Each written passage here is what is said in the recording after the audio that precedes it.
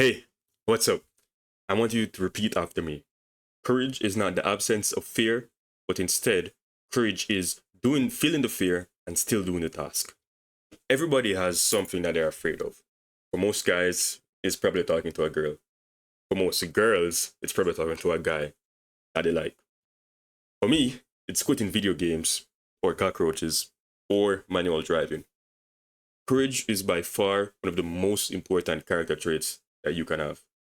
It's going to be the fuel that pushes you to grow because you can't grow if you don't step outside of your comfort zone. Think of it of think of it like progressive overload. You can't get stronger unless you lift heavier. So you need to be stepping out of your comfort zone every now and then, at least one time a week.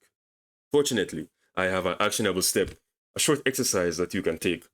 I learned it from Hamza and he learned it from Tim Ferriss, and it's called fear setting. Now, before we get into the exercise, I want you to speak the fear out loud. For example, I'm afraid of talking to a girl because some random guy watching me may look at me a special way. Or, in my case, I'm afraid of a tiny insect touching me, and I'm afraid of me touching it, despite me being 716 times its size. Or, I'm afraid of driving manual because it's going to be harder than driving automatic. Now, I want you to get a pen and paper or open a document on your computer and create 3 rows. These 3 rows will be define, prevent, and repair. DPR. This will be your DPR. First, you're going to define the fear. What could go wrong if it happens? Then, think about how you can prevent the fear. What can you do to lower the chance of the worst case scenario happening? Lastly, how can you repair the situation if things unfortunately went wrong? I'll give you an example for the 2 recent fears that I had. So, for cockroaches, what could go wrong if I got face to face with a cockroach? Well, the cockroach would touch me and I would get grossed out because I'm kind of squeamish like that. How can I prevent the chance of me touching a cockroach or vice versa? Well, just keep a can of Raid or whatever cockroach spray that you have. Keep it near your bed so in the event that it happens, you can just easily spray it. And repair. How do you repair it? How am I going to repair a cockroach touching me? Well, I'm probably going to get the fuck out of my room and try and assess the situation first, but then take a deep breath, take up the raid can again, and try to kill it. Now, for driving, what could go wrong if I was to drive manual?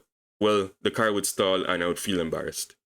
How could I prevent the chance of me stalling the car? I would be taking deep breaths to make sure I'm calm, because the calmer you are, the more control you're going to have over the vehicle, and the more control you have over the vehicle, the lesser the chance you have of stalling. And how can I repair stalling if I was to end up stalling?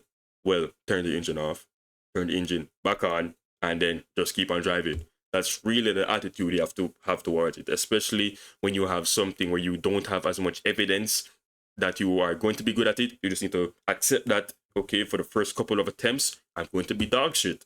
But guess what? You have to be dog shit before you can be good. So you keep on being dog shit, keep on being dog shit. You learn from when you're being dog shit, and then you keep on improving and improving and improving. That's what it's like for me with manual. Unfortunately, I haven't had a chance to face off against another cockroach ever since my little fiasco a week ago. So it can't be proven that I've conquered the cockroach yet, but manual driving for sure can be proven because I just came back from my first proper manual driving lesson. And guess what? I didn't even start.